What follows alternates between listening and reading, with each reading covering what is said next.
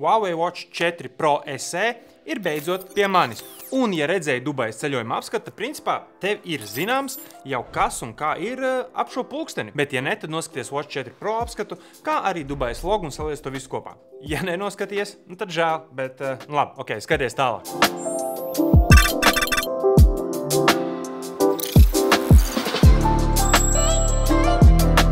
Watch 4 Pro Space Edition ir nosaukums šim, es tomēr teiktu, ka īpašā izlaiduma jeb Special Edition pulkstenim. Kopumā pa lielām šaibām smadzenēs viss ir vecais. Tas vēl joprojām ir eSIM pulkstenis. Proti, tu vari vai nu klonēt esošo SIM karti kā eSIM un ar vienu numuru dzīvoties pa telefonu un pulksteni, vai arī vari pasūtīt jaunu numuru un to pievienot pulkstenim. Labākais jaunums šajā pulkstenī ir tā materiāli, un teorētiski uz papīra šim būtu jābūt izturīgākajam pulkstenim, kāds ir nopērkams brīvajā tirzniecībā.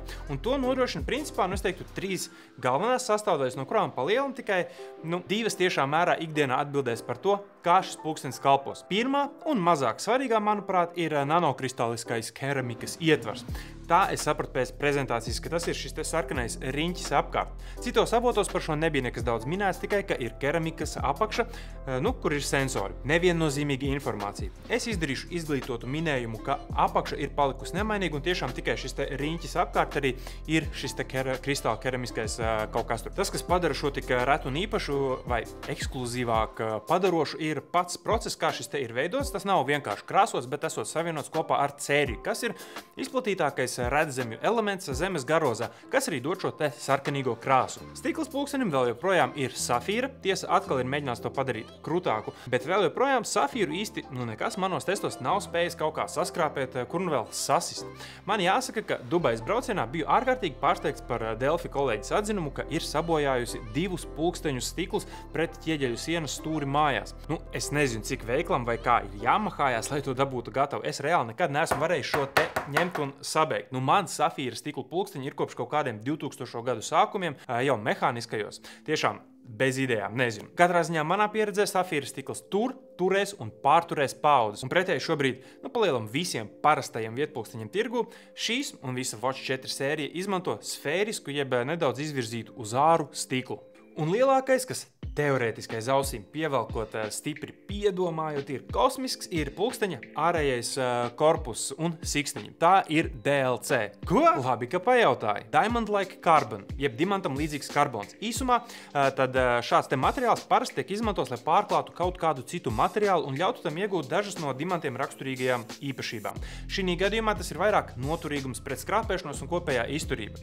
Šis DLC ir uzklāts uz jau sevi pierādījušā rudītā titāna, un šis titāns arī ir atbilstoši aeronautikas standartiem, kas arī visā produktā dod šo te Space Edition autentiskumu. Lūk, tad pamatā ir titāns, kuram virsū ir šis karbona pārklājums, lai kopā tas būtu, teorētiski teju neiznīcināms. Un jāsaka, kā ir, tas tiešām jūtas, nedaudz savādāk uz rokas un taustas, kā jūtās parastais Watch 4 Pro Titanium, kā arī izskatās nedaudz tumšāk, iespējams dēļ šī karbonveidīgā pārklājuma. Pie siksniņas vēl gribu īstenībā nedaudz pakavēties. Man tā principā ļoti patīk un ļoti pesī vienlaicīgi. Patīk, jo beidzot ir tiešām ļoti viegli pieregulēt posmiņus. Watch 4 Pro Titāna versija, kura bija uz apskatu, bija čakarīga. Noskaties to apskatu un redzēs pats, kā tas gāja. It kā tehnoloģija ir identiska, bet šis ir krietni uzlabots. Iespējams, ka nanomilimetri ir vairāk nogriezti vai kaut kas tam līdzīgs, nezinu, bet tik viegli to bija izdarīt, ka prieks.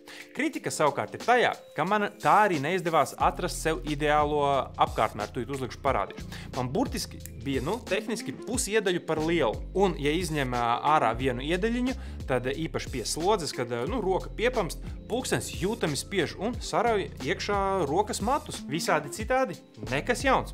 LTPO AMOLED ekrāns 1,5 colu spilgts un košs. Pārvalda pulksteni ar 3D rotējošo kroni, apakšējā poga izsauc personalizējumu 3 lietotņu izceļu rīkjoslu, kā arī kalpo par dažādu mērījumu sensoru. Bet pietiek par uzbūvi, kura jāatzīst ir itin iespaidīga.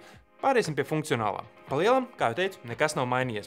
Ir tikai uzlabots. Un lielākā atšķirība starp Watch 4 Pro tajā apskata brīdī ir Stay Fit, jeb kaloriju skaitīšana. Var jau būt, ka pēc atjauninājumiem arī Watch 4 Pro to ir saņēmis, un ja kādam tas ir par rokai, droši iemetiet komentārā, vai tas tā arī ir. Tātad lielais jaunums ir Stay Fit, uzlabota sekošana veselības kopējiem stāvoklim. Lieki piebilst, ka šī te nav medicīniska ierīce, tomēr sensori iekšā ir itin akurāti. 40 sekundēs veselības stāvokļa piefiksēšana darbojās, mēra visu jebšu. Neviens mērījums nerādīja, ka tu nevar kaut ko paveikt. No visiem pulksteņiem, kurus es esmu apskatījis, jāatzīst, ka Huawei piedāvā parastajiem mirstīgiem visaptverošāko paku no dažādiem šādiem te rādītājiem. Artēriju mērītājs, elektrokardiogramma, izelpas, aptuvens plaušu tilpums, miegs, pulss, skābeklis, tīri indikatīviem mērījumiem. Nevaru nosaukt baigi daudz alternatīvas tirgu šim pulkstenim. Lielākoties standarta paka ir visiem, kā skābeklis, pulss, stress, miegs, artērijas EKG klepus tests, tas jau ir retāk atrodams. Man pat īsti šķiet, ka nevienam citam konkurentam tā īsti tādu arī nav. Un tad beigās Huawei Health tev palīdz itin nenogurstoši atgādināt, ko tad tev vajag pamērīt un katru dienu. Kam tas der? Principā tev, lai tu iegūtu kaut kādu ilgākā laikā vāktu informāciju par to, kā mainās vai nemainās tavs kopējais, tā veselības stāvoklis vai kaut kādas tendences parādās vai neparādās. Tā ka šajā ziņā forši un ticēšu, ka ir uzlabojumi sensorā un lietotnēs, bet man vairāk rūp, vai strādā un vai nav jāsēž 10 minūtes mierā, lai to visu ņemtu tagad un nomērītu. Un nav palielam 3 mērījumi, kopā 2 minūtes un vairākās lietās informācija ir ievākta. Tiesa, ja vēl treniņi vai treniņu atpazīšana strādātu tikpat lieliski, jau pēdējos pāris modeļos novēroju, ka Huawei arvien bēdīgāk klājas automātiskajā treniņu kaut vai pastaigu noteikšanā. Arvien biežāk tie vienkārši netiek noteikti, un es reāli nevaru saprast, kā vēl man iet, lai pulkstens uz to norēģētu. Agrāk tas bija vidēji 10 minūtes normāli, ejot pat īpaši tur nevicinot roku. Vēlāk jau nokritās līdz apmēram 12 minūtēm, vicinot roku, un dažreiz noķēra. Jau šajā Fit 3 un arī GT4 novēroja, ka principā par retam 15 minūšu gājienu laikā noķer, ka kustos, aktīvi vicinot roku. Es domāju, ka nopietni kādam šis ir jāpapēta un jāizsūta updates programmatūrai, jo ar tik advancētiem sensoriem šis ir noteikti programmatūras jautājums. Varbūt samazināt šo aktivitātes noteikšanas slieksni līdz 5 minūtēm vai ko tam līdzīgu, kā arī novēroja, ka ļoti ar novēlošanās atnāk paziņojumi, īpaši esot pie Wi-Fi, pie Bluetooth savienojuma viss ir normāli. Visādi citādi vēl joprojām ir pilns ar dažādiem sporta veidiem, kurus var iestatīt. Katram it kā pa savam rēķinot to iegūmu, tomēr tu pa lielam redzēsi tikai populārākajiem tādas lietas, kā cik reižu kaut kas ir darīts, vai tie repi, vai skriešanas, iešanas datus. Pārējais vairāk vai mazāk attēlot tādu bāzes informāciju. Beigās lielais jautājums, pa cik tā nāk? Ieteicamā cena šīm esot 649 eiro. Šī video filmēšanas laikā, starp citu, vienu brīdi bija 546 pie LMT uz burtiski pāris stundām. Gļuks, bet tas jau ļauj varbūt cerēt uz nākotnes cenu samazinājumu. Anyway, ja patīk titāna korpusu un siksniņu pulksteņi, šī ir laba cena. Watch 4 Pro starta cena bija tieši tāda pati.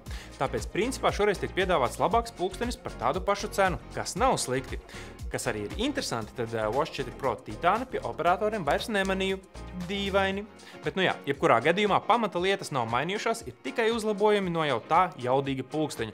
Un cena beigās nav tik traki, ja sāk salīdzināt, kurš konkurents tad vispirms var konkurēt ar uzbūves kvalitāti, otrkārt ar feature apjomu un tad ar sensoru mērījumiem. Tā ka tādi pīrāgi par Huawei Watch 4 Pro Space Edition man patika, pat ja siksniņa nav mans personīgais favorīts un kamēr nebūšu nopilējis rokas, arī laikam visdrīzākais nebūs.